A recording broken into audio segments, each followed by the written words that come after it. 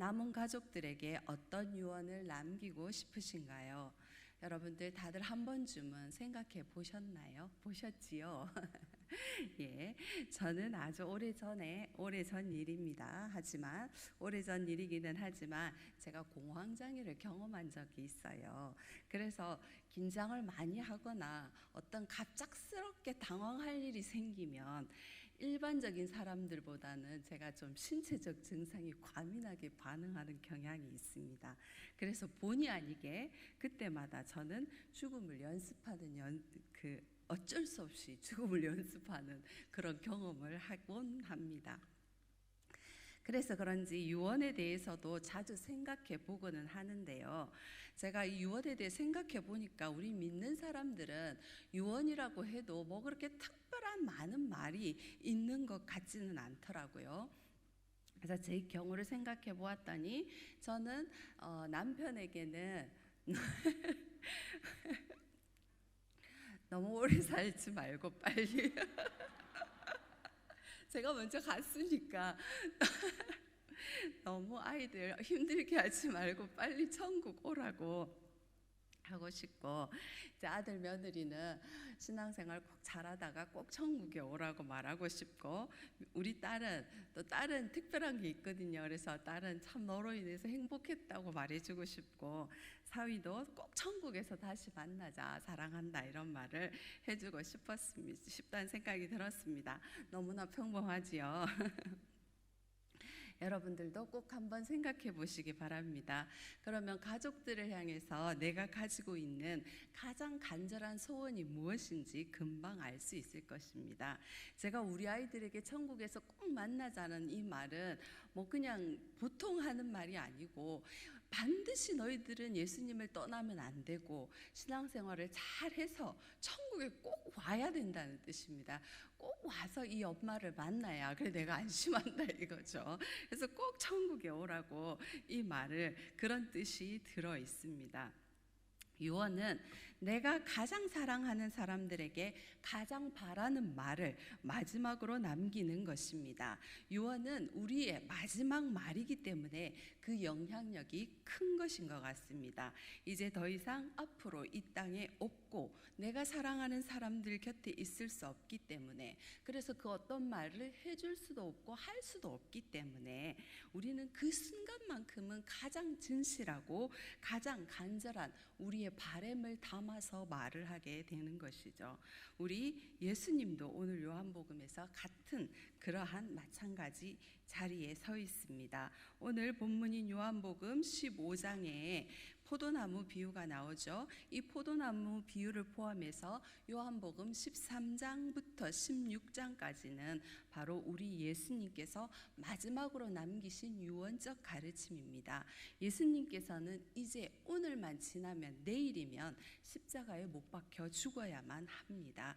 예수님께서 지금 그 십자가를 바로 자기 앞에 두고 몇 시간 뒤에 두고 그 제자들을 사랑하시되 끝까지 사랑하셨다고 요한복음 13장 1절은 말씀합니다. 우리 주님은 제자들을 참으로 사랑하셨기 때문에 13장부터 16장까지 이 유언적 말씀을 꼭 남겨주셔서, 이제는 육체로는 같이 할 수 없고 그 어떤 말도 해줄 수 없지만 지금 내가 남겨주는 이 말들을 잘 듣고 제자들이 반드시 그 말씀을 따라 살아주기를 바라는 것입니다. 이제 우리 주님은 드디어 제자들과 함께 유월절 식사를 하시면서 유언을 시작하십니다. 식사 전에 먼저 제자들의 발을 씻기지요.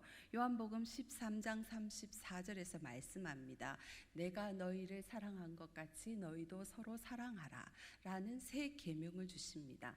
이 말씀은 우리에게 너무나 익숙해서 사실 그냥 쉽게 넘겨버리기 쉽지만, 이 말씀이 바로 우리 예수님의 유언의 첫 말씀이라는 것, 시작이라는 것을 우리는 꼭 기억해야 할 것입니다. 왜냐하면 이 말씀이 너희는 내가 너희를 사랑한 것 같이 서로 사랑하라 하는 이 말씀이 너무나 예수님의 간절한 소원이기 때문에 가장 첫 번째 유언의 말씀으로 주시는 것입니다. 예수님이 우리를 사랑한 것과 같이 우리가 우리 서로를 사랑해야 한다면 과연 우리는 우리 형제와 자매들을 어디까지 사랑해야 하는 것일까요? 내가 가진 모든 것을 내어주라 하시면 그렇게 순종해야겠지요. 그리고 우리 형제 자매가 가지고 있는 모든 연약함들도 우리는 받아들일 수 있어야 할 것입니다. 그리고 또 내가 함께 신앙생활 해가면서 본의 아니게 당하는 어떤 억울함들도 있을 것입니다. 그런 것들조차도 우리는 소화해낼 수 있어야 할 것입니다. 그리고 나를 너무나 아프게 해서 다시 보고 싶지 않은 원수처럼 느껴지는 그러한 형제 자매라 할지라도 하나님께서, 예수님께서 용서하라 하시면 우리는 그 말씀에 순종해야 할 것입니다. 왜냐하면 예수님께서 그렇게 우리를 사랑하셨기 때문입니다. 지금의 우리 모습, 지금의 우리 신앙 상태로는 참으로 감당하기 어려운 그러한 명령이고 불가능한 말씀 같아 보입니다. 하지만 이 말씀이 꼭 불가능한 말씀은 아닙니다. 왜냐하면 성령 하나님께서 도우시고 우리가 간절히 원한다면 하나님께서는 분명히 우리로 하여금 그 사랑을 실천할 수 있도록 도와주실 것이기 때문입니다. 그 증거로 이 명령 앞에 서로 사랑하라는 이 명령을 아주 잘 이루고 순종해가는 산 증인들이 실제로 우리 지금 현실에 지금도 존재하고 있기 때문입니다. 많은 해외에 나가서 선교하시는 분들, 또 가까이에서 이름 없이 그렇게 섬겨 가시는 분들, 제가 지난번에 한번 설교했던 그 보기도 목사님 같은 분들, 이런 분들은 정말 예수님께서 사랑하라 하신 그 말씀을 최선을 다해서 그렇게 감당해 가고 있는 것 같습니다. 그리고 계속해서 6월절의 식사는 이어집니다. 예수님께서는 이제 자신의 살과 피를 상징하는 떡과 포도주를 주시면서 당신이 어떠한 죽음으로 우리를 대속해 주실 것인가를 말씀해 주십니다. 여러분, 성만찬 다 하시고 성만찬의 의미를 다 알고 계실 것입니다.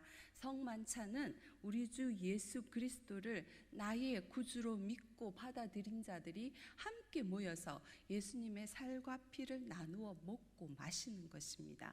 개인적으로 보면 우리는 사람은 음식을 먹어야 살아갈 수 있듯이 이 성만찬은 나의 생명의 유일한 공급원이 바로 우리 주 예수 그리스도라는 뜻입니다. 우리는 그분의 살과 피를 먹어야만, 다른 말로 표현하면 나를 위해 죽으신 우리 주 예수 그리스도의 십자가를 믿어야만 우리는 새 생명을 얻을 수가 있다는 것입니다. 그리고 또 다른 면으로 공동체적인 면에서 보면 믿는 자들이 예수님의 살과 피를 함께 나누어 먹는 것, 이 함께 나누어 먹는 의미는 우리가 예수 안에서 서로 하나가 되었다라는 의미입니다. 예수님 안에서 한 몸으로 연결되어져 있다는 의미거든요. 그래서 예수님은 교회의 머리가 되시고 우리는 서로 지체가 되는 것이지요. 만약 우리가 영적으로 서로 끊어져 있는 상태라면 그것은 정상이라고 볼 수가 없는 것입니다.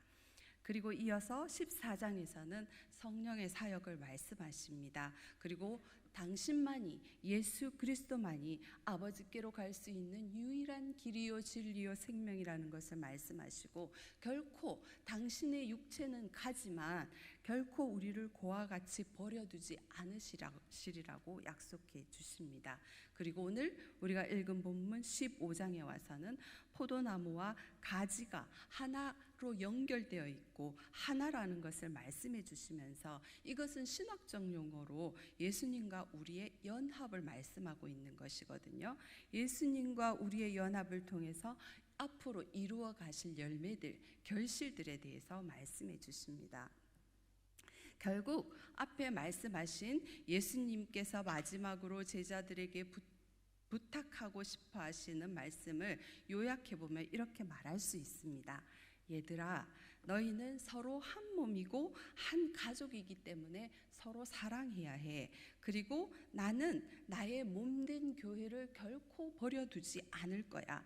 성령을 통해서 너희와 함께 영원히 함께 할 거야. 그리고 너희는 나와 내 안에 거해서 많은 열매를 맺어서 하나님께 영광을 돌려드리자, 이런 말씀인 것입니다. 바로 예수님의 유언이, 얘들아 사랑해, 너희들은 나와 하나야, 내 안에 거해, 그러면 많은 열매를 맺을 거야. 그리고 너희들은 서로 사랑해야 해. 나는 지금 가지만 나는 성령으로 너희들과 끝까지 함께 할 거야. 이 말씀이 바로 예수님의 유언이거든요. 그렇다면 우리는 어떻게 우리 예수님의 마지막 유언을 이루어 드릴 수가 있을까요?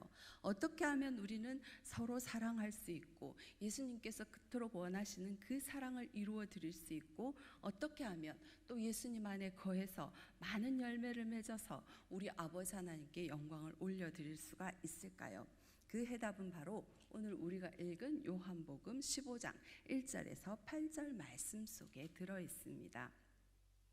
이 말씀 속에는 예수님과 우리 사이에 온전한 연합이 이루어지면 많은 열매가 당연히 자연스럽게 맺히게 되고, 그 열매를 통해서 하나님께서는 영광을 받고 우리는 제자가 된다는 말씀입니다.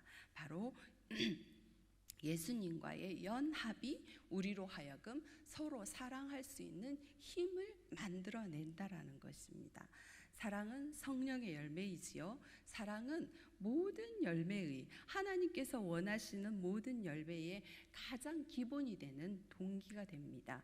왜냐하면 고린도전서 13장 말씀에 바울이 말하기를, 사랑이 없으면 내가 내 몸을 불사르게 내어준다 할지라도, 내가 가진 모든 것으로 구제한다 할지라도 그 모든 것이 헛되다고 했습니다. 반드시 우리는 아무리 하나님의 말씀을 실천하고 순종한다 해도 그 바탕에 사랑이 없으면 그것이 헛것이라는 말씀을 하는 것입니다.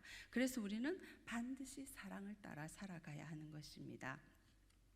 그러므로 우리가 그런 사랑의 사람이 되기 위해서는 반드시 예수님과 한 몸 연합되어져 그 안에 거해야만 한다는 것입니다. 오늘 말씀을 조금 더 자세히 살펴보겠습니다. 예수님은 참 포도나무고 아버지는 농부이십니다. 저는 농사를 잘은 모릅니다. 하지만 종자가 정말 중요하다는 것은 알고 있습니다. 저희가 어렸을 때만 해도 벼멸구라를 아십니까? 벼멸구. 아버지가 막 약칠 때 맨날 벼멸구 탓을 하더라고요. 그래가지고 이 농사를 다 망쳤다고 이런 말을 많이 제가 들었거든요. 그런데 이제 지금은 어떻습니까? 품종이 너무너무 개량이 돼가지고 병충해도 강하고 수확량도 엄청 많고 막 날씨에도 강하고 이렇게 되었죠. 그런 것처럼 품종이 좋으면 그렇게 많은 좋은 결과를 가지고 옵니다. 예수님께서는 말씀하십니다. 나는 참 포도나무라고 말합니다. 바로 예수님 당신의 품종이 뭔지 지금 말해주고 있는 것입니다. 나의 품종은 바로 참 포도나무야. 이 말을 하신 이유는 팥 심은 데 팥 나고 콩 심은 데 콩 나는 게 너무너무 당연하듯이 내가 예수가 참 포도나무이기 때문에 나에게 붙어있는 가지에서는 반드시 참 포도나무 열매가 열릴 것이라는 것을 미리 말해주고 있는 것입니다. 그런데 예수님께서 당신이 참 포도나무라고 또 딱 꼬집어서 말씀하신 이유가 하나 더 있는데요. 그것은 바로 이사야 5장 말씀에 나옵니다. 이사야 5장에 보면 하나님께서 이스라엘을 비유하시기를, 내가 심히 기름진 곳에 포도원을 만들고 땅을 파고 돌을 제하고 극상품 포도나무를 심었다고 말합니다. 그리고 하나님은 좋은 열매 맺기를 기다렸는데 거기에 들포도가 맺힌 것입니다. 그래서 하나님께서는 한탄을 하신 것이죠. 이런 이상한 일이 벌어지고 만 것입니다. 그러나 예수님께서는 지금 말씀하십니다. 나는 참 포도나무다. 나는 저 이스라엘과 같지 않고 근본이, 다시 말해 품종이, 종자가 처음부터 틀리다라는 것입니다. 다르기 때문에 나에게는 반드시 참 포도나무 열매가 맺힐 것이라는 것을 말씀해 주고 있는 것이죠. 그러면 농부는 누구입니까? 농부는 그때나 지금이나 구약이나 신약이나 어제나 오늘이나 동일하게 우리 아버지 하나님이십니다. 하나님께서는 게으르지 아니하시고 오늘도 구슬땀을 흘리면서 우리를 가꾸어 가시고 인도해 가고 있는 것입니다. 그런데 오늘 2절 말씀에 보면은 예수님께 붙어 있는 가지임에도 불구하고 열매를 맺지 못하는 가지도 있다고 합니다. 저는 사실 이 본문을 읽을 때 항상 읽을 때마다 이 말씀이 저에게는 걸림이 되었고 잘 이해가 되지 않았습니다. 아니 어떻게 예수님이 참 포도나무고 예수님이 생명이신데 예수님께 붙어 있는 그 나무가 열매를 맺을 수가 없는 일이 어떻게 있을 수가 있습니까? 이건 상식적으로 있을 수가 없는 일이지 않습니까? 그런데 성경은 어떻습니까? 반드시 진리만을 말하는 책입니다. 그리고 오늘 예수님께서는 이 비유를 통해서 우리에게 무엇인가를 분명히 말씀해 주고자 하는 의도가 있는 것이죠. 그러면 우리는 우리의 상식을 내려놓고 성경이 말하고자 하는 그것을 그대로 받아들여야 하는 것입니다. 그렇다면 성경대로 한번 보겠습니다. 참 포도나무신 예수님께 붙어 있어도 열매가 없을 수 있다는 뜻이 되죠. 아마도 그 가지는 살아있는 것 같지만 실상은 죽어 있는 것이 분명합니다. 우리가 오늘 읽은 본문 4절에서 6절 말씀을 보면은 예수님께 붙어 있지 아니하면 열매를 맺을 수 없고 내 안에 있지 아니하면 열매를 맺을 수 없다고 말합니다. 그렇기 때문에 그 가지, 예수님께 붙어 있는데 열매를 맺지 못한 그 가지는 분명히 예수님 안에 있지 않은 것입니다. 가지가 나무에 붙어 있으면 다 그 본체의 일부인 것 같아 보이지만은 실상은 그렇지 않은 경우도 있다라는 것입니다. 저는 시골 출신이기도 하고 또 식물을 키우는 취미가 있습니다. 그래서 식물을 키워보면 왠지 모르게 몸의 본체에 이렇게 잘 붙어 있는데 또 다른 아이들은 다 건강한데 그 가지만 유독 비실거리거나 얘 곧 말라 죽겠다 하는 애가 꼭 있습니다. 아니나 다를까 그 가지는 얼마 못 가서 반드시 말라붙어 죽어 있습니다. 그러면 저는 그 가지를 가위로 가차없이 잘라버립니다. 왜냐하면 그 가지는 이미 죽었기 때문입니다. 학자들은 예수님이 말하는 이 열매 없는 가지들이 아마도 예수님을 믿지 않는 유대인들, 그러니까 혈통적으로는 하나님의 백성이고 실상은 예수님과 한 민족이지만, 그래서 민족이지만 실상은 예수님을 하나님의 아들로 받아들이지 않는 그러한 유대인들을 말한다고 합니다. 그러니까 겉으로 보기에는 예수님과 관계가 있어 보이고 붙어 있는 것처럼 보이지만 실상은 하나님의 아들이신 예수님을 믿지 않기 때문에 예수님의 십자가 희생이 그들에게는 아무런 관계가 없는 것입니다. 그로 인해서 그들은 예수님 안에 거할 수도 없고 거하지 않는 것이 되겠지요. 그 결과가 바로 열매가 없는 것으로 나타나는 것입니다. 여러분, 예수님 안에 거한다는 말은 단순히 우리가 예수님을 믿는다는 것, 그 이상을 넘어서는 훨씬 더 깊은 의미가 있습니다.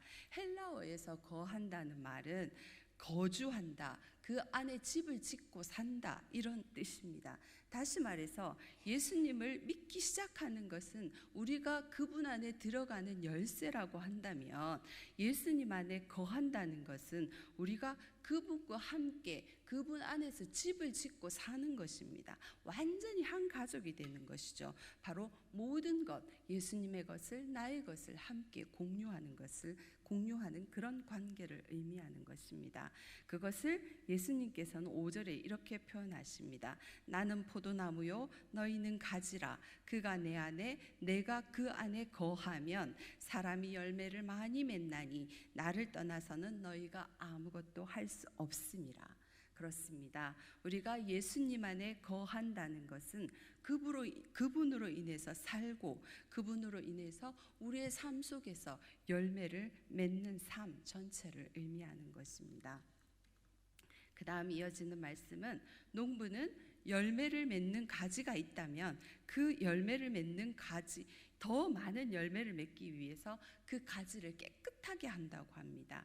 지금 열매를 맺고 있다는 것은 예수님 안에 있다는 뜻이겠지요. 비록 미약하고 주인이 보기에 좀 흡족하지는 못해도 그래도 열매가 보이는 것입니다. 가능성이 있다라는 것이죠. 그것은 미약하지만 예수님 안에서 변화가 있고 예수님의 그 말씀으로 인하여 그 영양분들을 전달이 되어서 성장해 가고 있다는 그런 뜻이겠지요.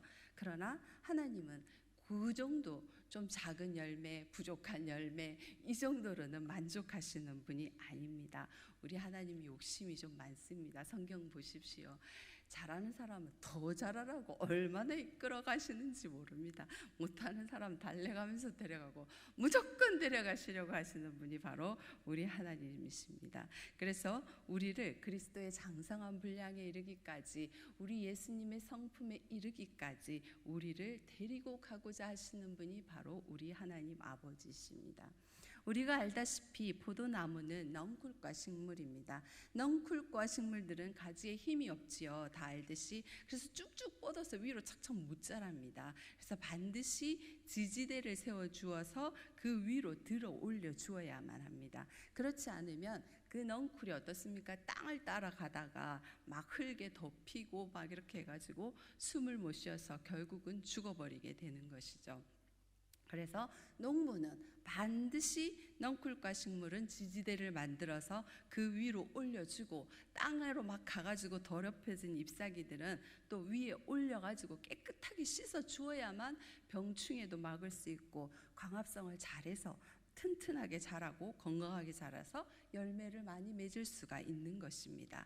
그리고 또 어떻습니까? 농부는 그 포도나무 가지에 잔가지들, 필요 없는 가지들이 분명히 있거든요. 저희가 매실을 하는데요, 시골에 엄마가 봄마다 가지친다고 정신이 없습니다. 왜냐하면 걔네가 있으면 크고 좋은 열매를 맺을 수가 없어요. 그래서 반드시 가지치기를 해주어야 하거든요. 그런데 여러분, 가지 입장에서는 어떨까요? 가지 입장에서는 농부의 이런 수고가 그리 달갑지만은 않습니다. 왜냐하면 잘려나가야 되잖아요. 잘려나가요. 그러면 아프잖아요. 그죠? 그리고 원래 넝쿨의 본성은 자기가 원하는 대로 마구마구 가고 싶은 게 바로 넝쿨의 본성입니다.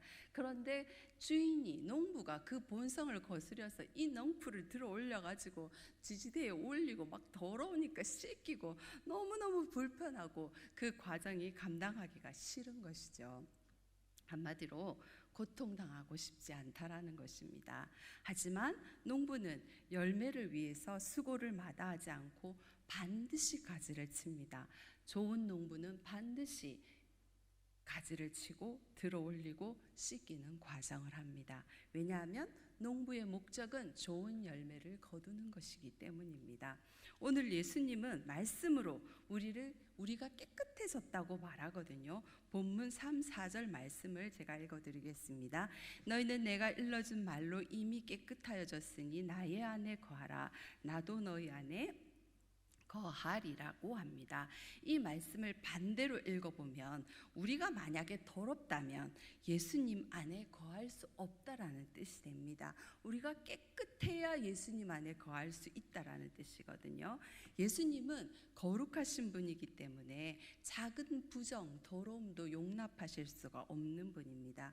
그럼에도 불구하고 어떻습니까? 예수님은 우리가 예수님을 나의 구주로 믿는 그 믿음 하나 보시고 그 믿음을 의로 여기시고 우리를 의롭다 칭해 주시고 우리를 당신의 지체로 삼아 주셨습니다. 그리고 기꺼이 우리 안에 들어오셔서 우리를 성전 삼아 주신 분이 바로 우리 예수님이십니다. 그러니 우리는 그 예수님께서 우리 안에 들어오셔서 마음껏 당신의 일을 행할 수 있도록 우리는 더욱더 깨끗해져야 하고 더욱더 거룩함을 지켜나가기 위해 노력해야만 하는 것입니다. 말씀은 우리의 세속적인 생각과 자기중심적인 생각들을 사로잡아서 하나님의 뜻 앞에 순복하게 하는 힘이 있습니다. 하지만 어떻습니까? 말씀을 따라 산다는 것은 가지가 잘림을 당해 나가는 것처럼 쉽지 않습니다. 반드시 거기에는 나를 쳐서 복종시키는 그 가지치는 순종이 반드시 필요합니다. 그래서 당하는 우리 입장에서는, 가지 입장에서는 고통이 있지요. 하지만 어떻습니까? 그 과정은 농부가 우리에게 열매를 맺게 하기 위해서 하는 과정이거든요.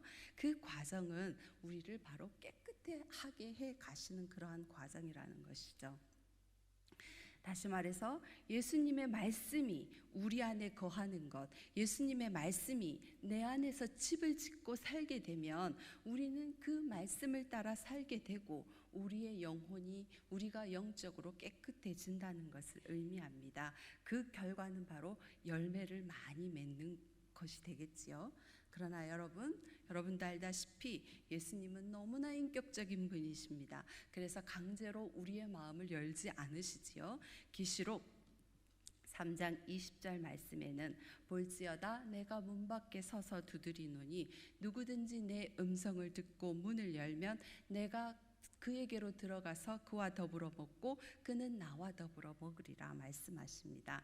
이 말씀처럼 우리가 먼저 예수님을 향해서 문 두드리는 소리를 듣고 마음의 문을 열지 않으면 예수님께서는 들어올 수가 없다라는 것입니다. 그래서 내가 먼저 그 문을 열어 들어야만 합니다. 그런데 우리가 예수님께서 두드리는 그 소리를 듣지 못하면 우리가 마음의 문을 열어 드릴 수가 없잖아요. 그죠? 그래서 우리는 항상 우리의 영적 초기, 예수님이 지금 문 두드리고 계시지 않는가 하고 늘 그 촉이 서 있어야만 합니다. 항상 의식이 깨어 있어야 한다라는 것이죠. 민감하게 반응해야 합니다. 오늘도 우리 예수님께서 홀로 밖에서 나의 마음의 문을 두드리고 있지 않은지 살펴보아야 할 것입니다. 저의 예를 들자면 지금은 돌아가셨지만 우리 어머님이 작년 이맘때 돌아가셨거든요. 신부모님과 함께 살 때 저는 사실 예수님의 음성에 귀를 닫았습니다. 그래서 그때는 예수님과 너무 멀리 멀어져 있었고 열매는커녕 영적으로 한없이 추하고 더러운 상태에 있었습니다. 그런데 제가 부모님을 사랑으로 섬겨야 한다는 예수님의 음성을 몰랐을까요? 듣지 않았을까요? 들리지 않았을까요?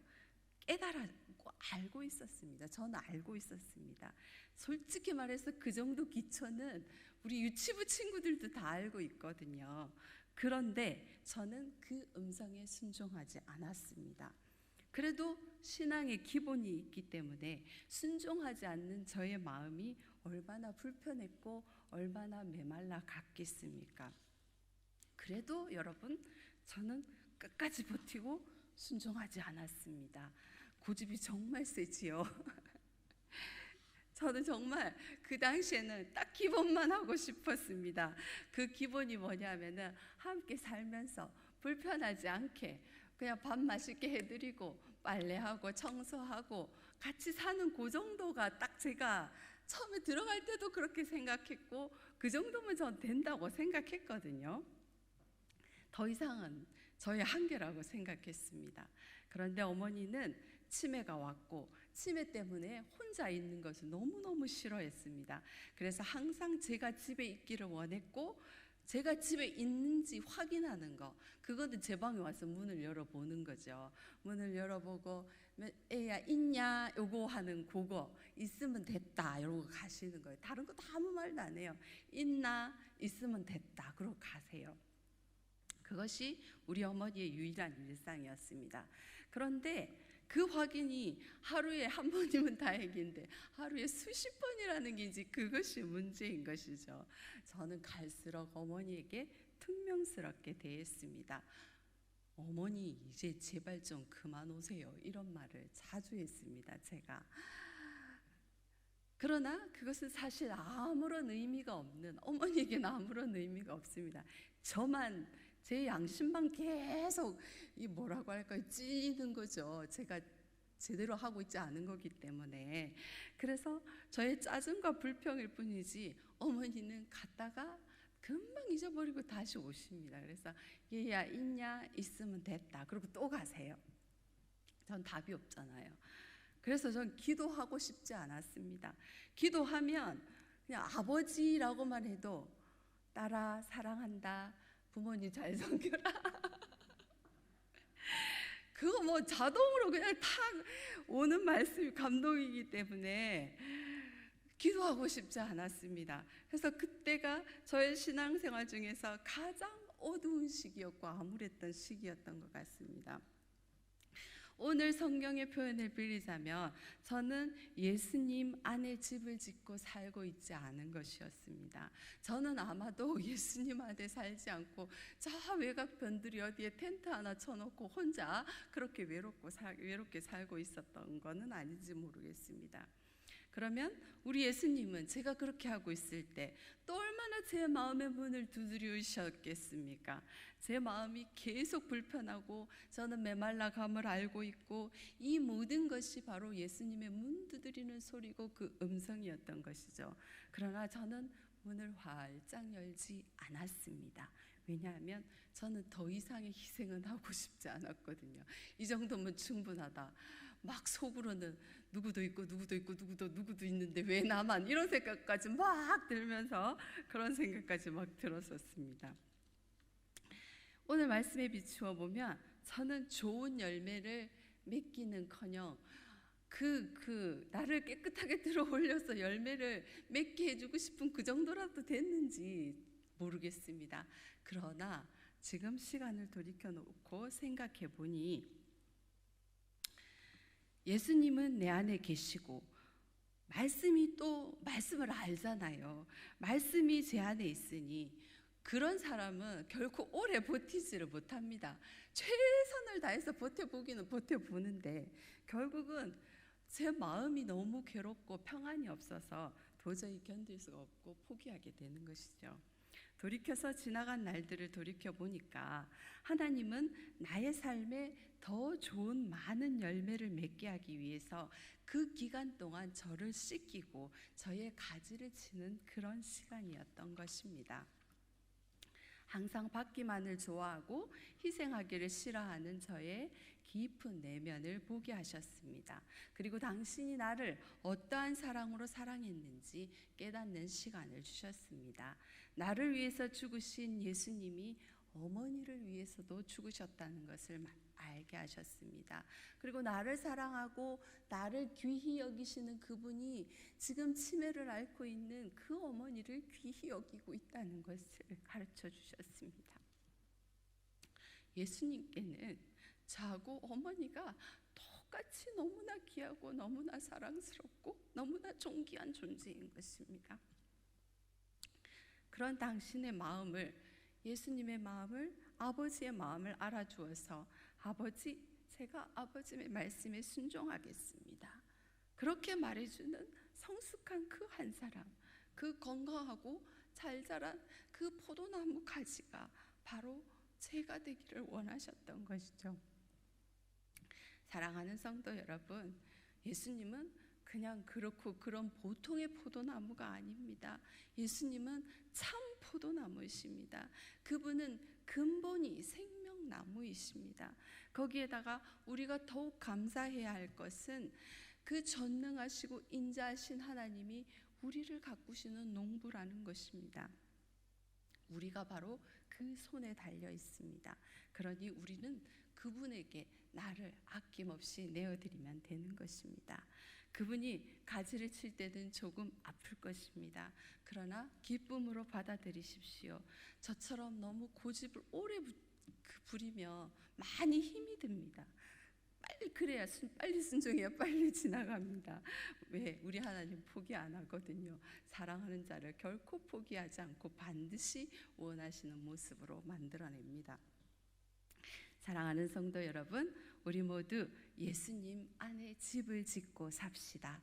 그 말씀으로 우리의 양식을 삼읍시다. 그리하여서 우리 예수님의 마지막 유언을 따라서 참 포도나무 열매를 많이 맺어서 우리 예수님 닮은 예수님의 포도나무를 열매를 많이 맺어서 우리 하나님께 영광을 올려드리고 우리는 예수님의 제자가 되는 그러한 축복을 누리시기는 우리 광진교회 모든 성도님들이 되기를 간절히 소망합니다. 아멘.